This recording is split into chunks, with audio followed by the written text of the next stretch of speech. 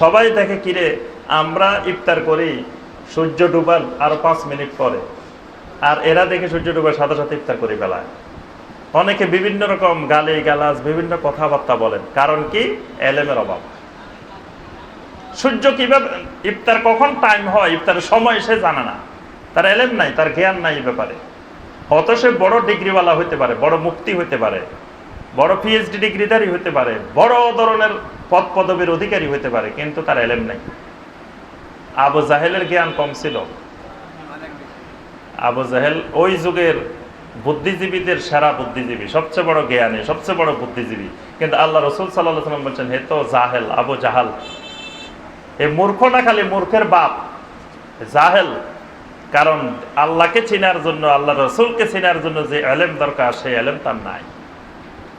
এই জন্য certificate degree আমাদের অনেক থাকতে পারে, কিন্তু আল্লাহকে চিনার জ্ঞান যদি না থাকে, দিন বুঝার জ্ঞান যদি না থাকে, আল্লাহ রসুল সাল্লাল্লাহু আলাইহি ওয়াসাল্লামকে চিনার জ্ঞান যদি না থাকে, তাহলে আমি যত জ্ঞানী হই আমি জাহেল। এই জন্য ইমানের 1 নম্বর আহকাম হলো আল ইলম। ওই এলেম, যেই এলেম আল মুনাফি লিল জাহাল, যেই এলেম জাহালকে দূরীভূত করে, মূর্খতাকে দূরীভূত করে। কারণ পৃথিবীতে মানুষ যত শিরক করে, কুফর করে, নেফাক করে, বেদাত করে, এগুলো জাহালতের কারণে করে, মূর্খতার কারণে করে, এলেম না থাকার কারণে করে। যেই সমাজে দেখবেন এলমের অভাব, মানে সঠিক আকীদার, সঠিক মানহাজের আলেম ওলামার অভাব, ওই সমাজে শিরক ঢুকে, বেদাত ঢুকে, অন্ধকার ঢুকে। আর যেখানে এলেম থাকে, এলেম জাগ্রত থাকে, সেখানে সহজে শিরক, বেদাত, কুফর এগুলো ঢুকতে পারে না। এই জন্য এমন এলেম লাগবে ঈমান আনতে হলে, যেই এলেম আমার ভিতরের সমস্ত জাহালতকে, সমস্ত মূর্খতাকে দূর করে দিবে। এই জন্যই আল্লাহ রাব্বুল আলামিন সূরা মুহাম্মদের 19 নম্বর আয়াতে নির্দেশ দিয়েছেন, ফাআলাম আন্নাহু লা ইলাহা ইল্লাল্লাহ ওয়াস্তাগফির লিযামবিকা ওয়ালিল মুমিনিনা ওয়াল মুমিনাত। ফাআলাম, এলেম শিখো, আন্নাহু লা ইলাহা ইল্লাল্লাহ, লা ইলাহা ইল্লাল্লাহর এলেম শিখো। ওয়াস্তাগফির লিযামবিকা ওয়ালিল মুমিনিনা ওয়াল মুমিনাত, লা ইলাহা ইল্লাল্লাহর এলেম শিখার পরে তোমার নিজের জন্য, সমস্ত মুমিন মুমিনাতের জন্য আল্লাহর কাছে ইস্তিগফার করো। ইস্তিগফার হলো আমল, লা ইলাহা ইল্লাল্লাহ হলো ঈমান। আগে আমলের আগে ঈমান জরুরি, আগে ঈমান তারপরে আমল। কোরআনে দেখবেন যত জায়গায় আমলের কথা আছে, প্রত্যেকটা জায়গায় আগে আছে ইল্লাল্লাযীনা আমানু, তারপরে আছে ওয়া আমিলুস সালিহাত। ঈমান ছাড়া আমলে সালিহাত আসে নাই। যত জায়গায় কোরআনে কারিমে দেখবেন প্রত্যেক জায়গায় আগে আসছে আমানু, তারপরে আসছে ওয়া আমিলুস সালিহাত। মানে আমলে সালেহ যত করবা, ঈমান না হলে কাজ হবে না, আগে ঈমান। এজন্য আমল করতে হলে আগে ঈমান জরুরি। এজন্য ইমাম বুখারী রাহিমাহুল্লাহ সহিহ আল বুখারীতে একটা বাব কায়েম করছেন, বাবুল ইলম ক্বাবলাল কাওলি ওয়াল আমল। কথা বলার আগে, আমল করার আগে এলেমের অধ্যায়। আগে লাগবে এলেম, তারপরে আমল। কিন্তু আমাদের সমস্যা হচ্ছে এলেম নাই, আমল নিয়ে মহাব্যস্ত, এলেমের কোনো খবর নেই।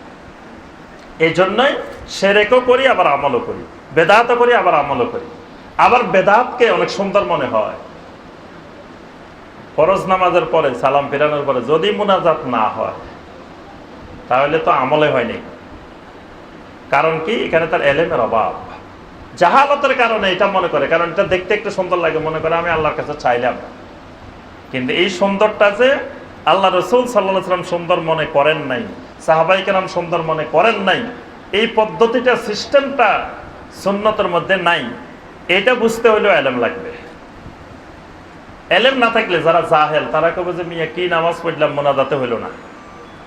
আমি ওই দিন রামগঞ্জ গেছি, লক্ষ্মীপুর রামগঞ্জ, মাগরিবের নামাজ পড়াইছি, মোনাজাত করি নাই। তো ওই উপজেলার বড় বড় নেতারা আসছেন, এমপি সাহেব আসছেন, তারপরে উপজেলা চেয়ারম্যান আসছেন, তারপরে আপনার এই থানার ওসি আসছেন, আরো অনেক কর্মকর্তা ছিলেন। তো একজন বলে উঠলেন যে আজকেই জীবনে নামাজ পড়লাম, মুনাজাত হয় নাই। তো এরকম নামাজ তো আমি আর কোনোদিন দেখি নাই, নামাজ হয়েছে, মুনাজাত হয় নাই। এই লোকের এলেমের অভাব। সে বড় নেতা হয়েছে ঠিক আছে, কিন্তু জাহালত, এলেম নাই।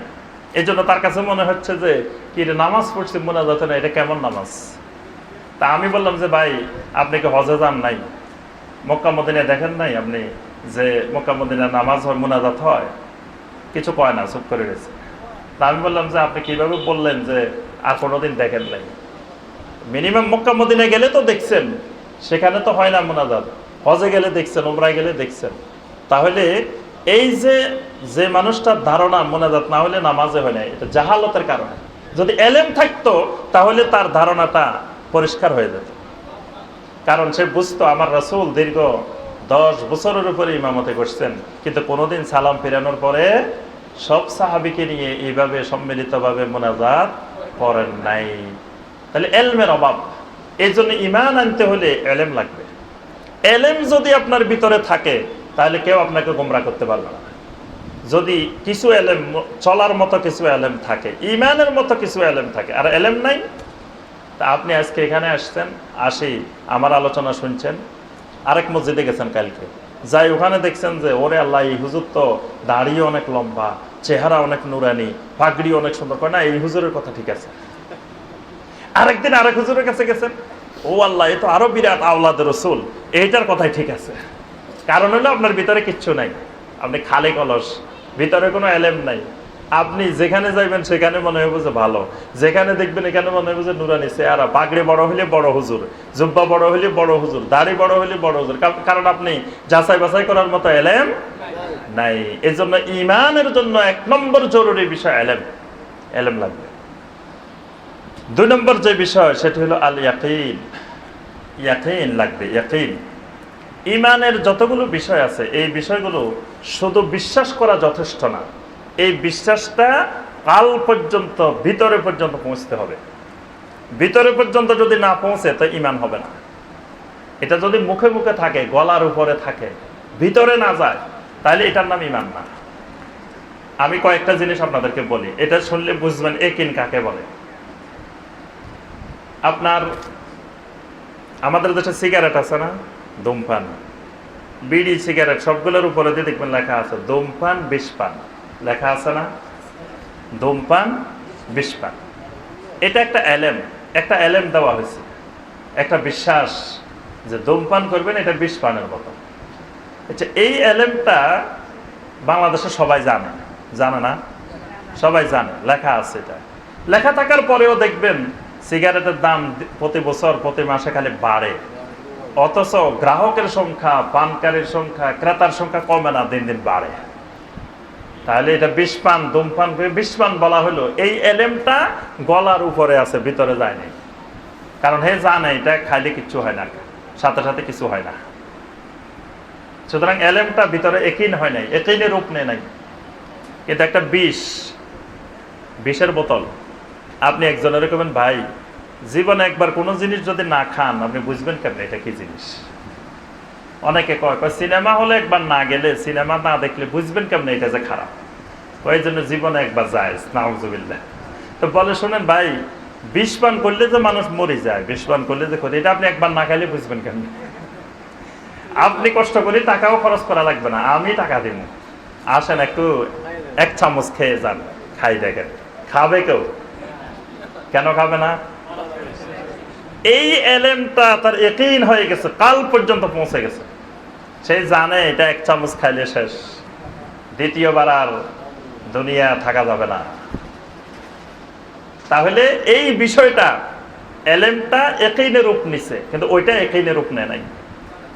আপনি দেখেন, যদি আপনার ফ্লাইট হয় রাতে 3টায়, বিমানের ফ্লাইট রাত 3টায়, আপনি ঘুমাইছেন রাত 11টায়, 10টায়, দেখবেন ঘুমাইসবো আপনার, বারবার খালি ঘড়ি দেখবেন, উঠবেন আর ঘড়ি দেখবেন, উঠবেন আর ঘড়ি দেখবেন, কোন অবস্থায় যাতে আবার বিমানটা, ফ্লাইটটা মিস না হয়। কেন মিস হলে ক্ষতি কি? আপনার কিছু দুনিয়াবি আর্থিক ক্ষতি হবে, কাজকর্ম ক্ষতি হবে। এই বিশ্বাসটা, এই ক্ষতিটা আপনার ইয়াকিন হয়ে গেছে, ভিতরে ঢুকে গেছে। কিন্তু ফজরের 2 রাকাত নামাজ না পড়লে জাহান্নামে যাইতে হবে, এটাও নিশ্চিত। ফজরের 2 রাকাত নামাজ না পড়লে আপনার দুনিয়া আখিরাতে মারাত্মক ক্ষতি হবে, এটাও নিশ্চিত। এই এলেমও আপনার আমার কাছে পৌঁছছে, কিন্তু সবাই জানে। বাংলাদেশে এমন কেউ আছে যে জানে না ফজরের নামাজ না পড়লে জাহান্নামে যাবে? এই যে জানে না, এরকম কেউ আছে? একজনও খুঁজে পাবে না, সবাই জানে। কিন্তু এই এলেমটা কলব পর্যন্ত পৌঁছে না, এটা গলার উপরে রয়েছে। এটা যদি কাল পর্যন্ত পৌঁছতো, ভিতরে পৌঁছতো, তাহলে দেখতেন এই লোকেরও রাত্রে ঘুম হইতো না, 10 বার উঠতো আর ঘড়ি দেখতো যে ফজরের ওয়াক্ত হয়েছে কিনা, আজান দিছে কিনা, আজান দিছে কিনা, কখন জামাত হয়ে যায়, কখন জামাত হয়ে যায়। তাহলে ইমানটা এখনো গলার উপরে, ইমানটা একাইনে রূপ নেয় নাই। একাইনে যতক্ষণ রূপ নেবে না তখন এটা ইমান হবে না।